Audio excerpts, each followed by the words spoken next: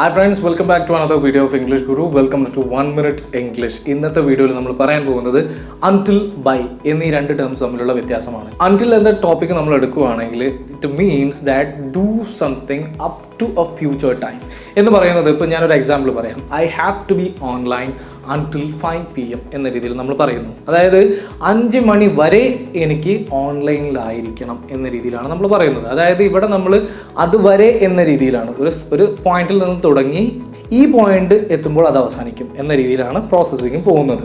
ഇനി അതേസമയം ബൈ എന്ന ടേം നമ്മൾ എടുക്കുകയാണെങ്കിൽ ഇപ്പോൾ നമുക്കൊരു എക്സാമ്പിൾ എടുക്കാം.